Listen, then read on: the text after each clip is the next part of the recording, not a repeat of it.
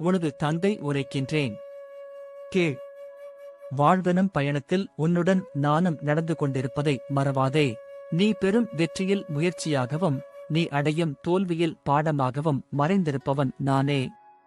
நீ தேடும் நிம்மதியும் நானாவேன்.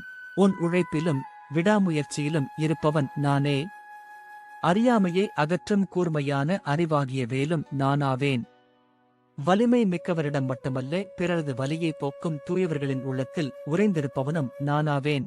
அகண்ட உலகம் உன்னை இகழ்ந்தாலும் உன் தந்தையாகிய நான் உன்னை சிறப்பாக மாற்றி என் இதயத்தில் இடமளிப்பேன்.